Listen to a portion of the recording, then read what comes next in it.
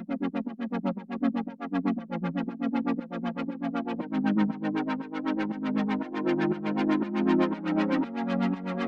Everyone, मैं हूं कामरान चौधरी और आप देख रहे हैं chemistry with Kamran.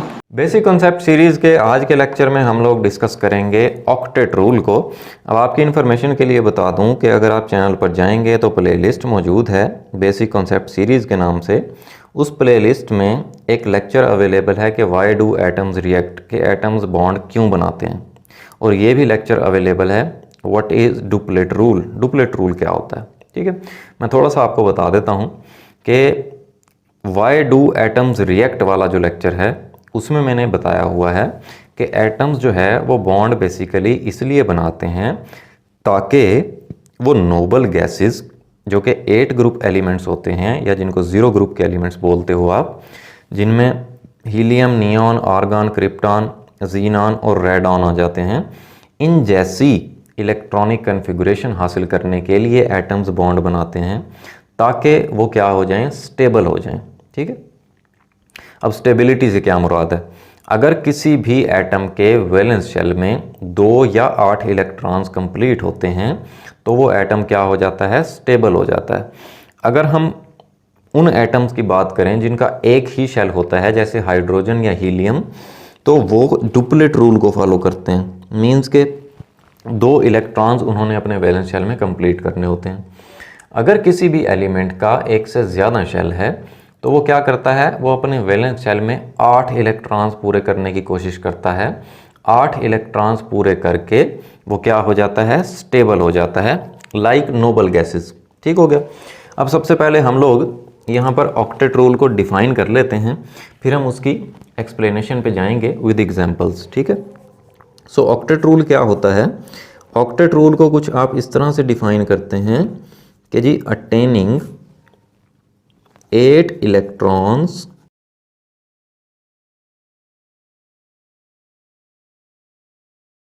in the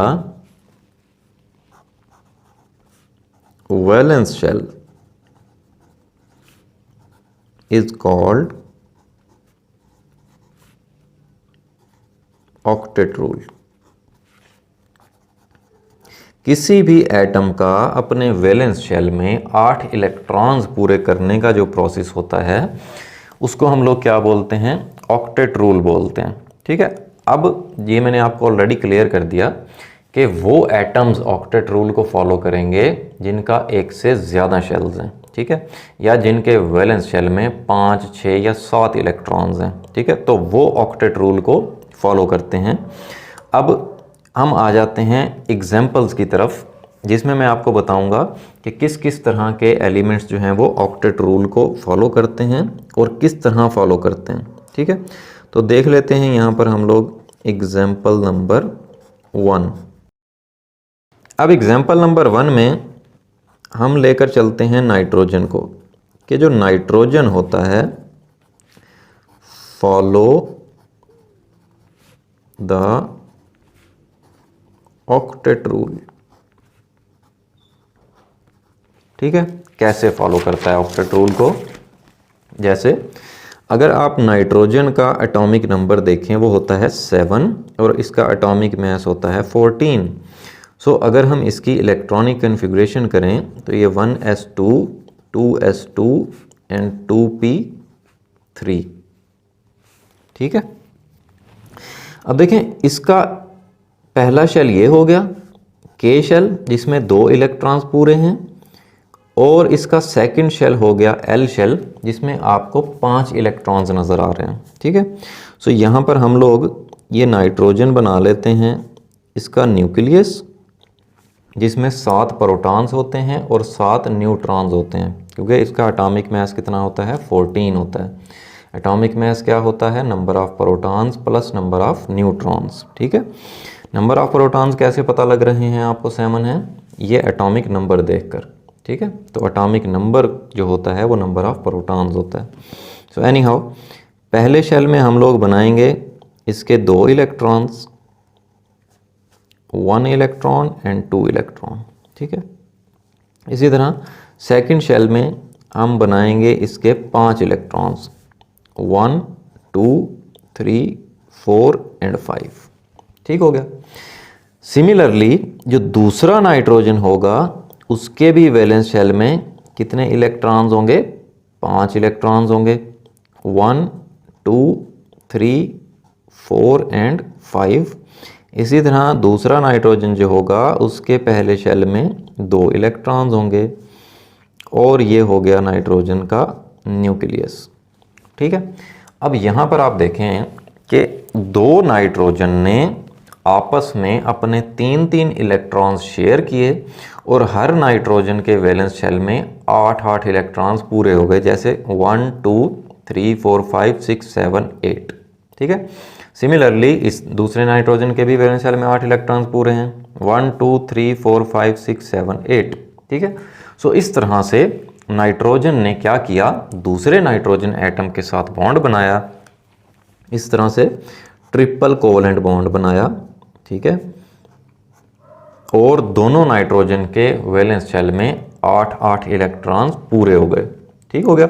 सो इस तरह से आप कह देंगे कि नाइट्रोजन ने अपना ऑक्टेट कंप्लीट कर लिया। इसी तरह हम एक और एग्जाम्पल की तरफ चलते हैं। दूसरे एग्जाम्पल में हम लोग देख लेते हैं ऑक्सीजन को। अब ऑक्सीजन जो होता है वो भी क्या करता है? Follow the octet rule. Octet rule को फॉलो करता है ऑक्सीजन। कैसे?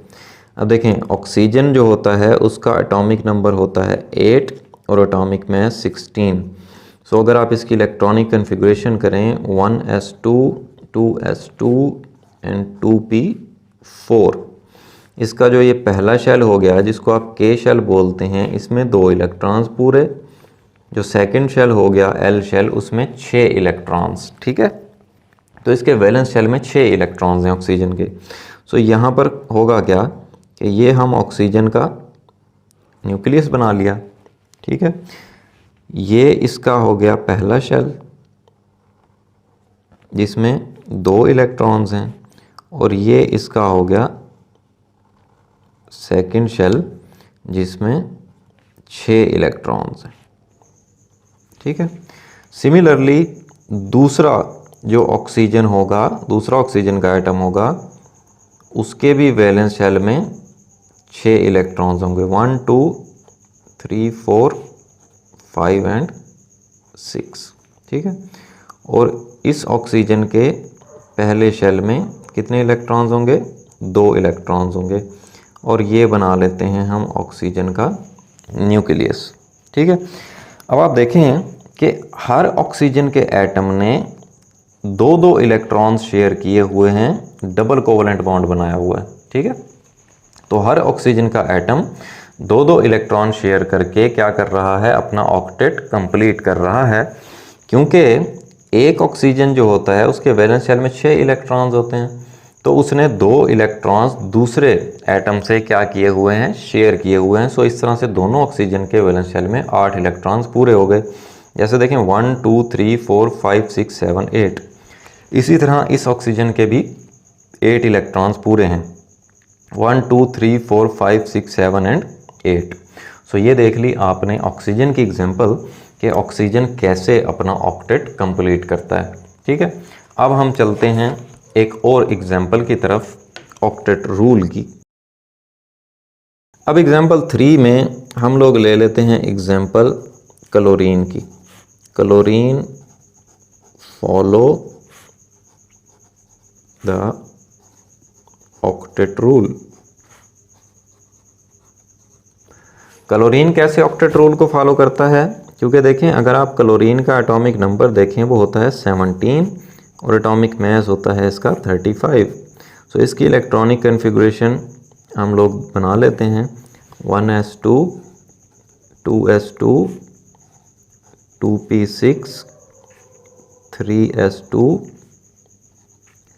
And 3p5। ठीक है। ये इसका हो गया पहला शेल जिसको आप बोलते हैं के शेल। ये इसका हो गया सेकंड शेल एल शेल और ये इसका हो गया थर्ड शेल जो कि है एम शेल। ठीक है। अब यहाँ पर आप देखें कि इसके जो वैलेंस शेल है उसमें 7 इलेक्ट्रॉन्स हैं। ठीक है। इसको 1 इलेक्ट्रॉन चाहिए 8 इलेक्ट्रॉन्स पूरे करने के लिए, अपना ऑक्टेट कंप्लीट करने के लिए। ठीक है, तो यहाँ पर हम बना लेते हैं कि ये क्लोरीन का न्यूक्लियस है, ये इसका हो गया पहला शेल जिसमें 2 इलेक्ट्रॉन्स हैं। इसी तरह ये हो गया इसका सेकंड शेल जिसमें 8 इलेक्ट्रॉन्स हैं, और ये हो गया इसका थर्ड शेल जिसमें 7 इलेक्ट्रॉन्स हैं।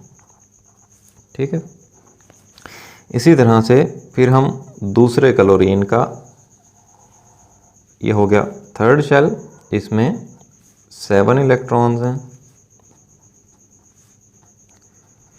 ये हो गया उसका सेकंड शेल जिसमें 8 इलेक्ट्रॉन्स हैं, जिसको मैं क्रॉस से रिप्रेजेंट कर रहा हूँ। ये हो गया उसका पहला शेल और ये हो गया उसका न्यूक्लियस। ठीक है, अब यहाँ पर आप देखें कि क्लोरीन के साथ एक इलेक्ट्रॉन शेयर कर रहा है, सिंगल कोवेलेंट बॉन्ड बना रहा है।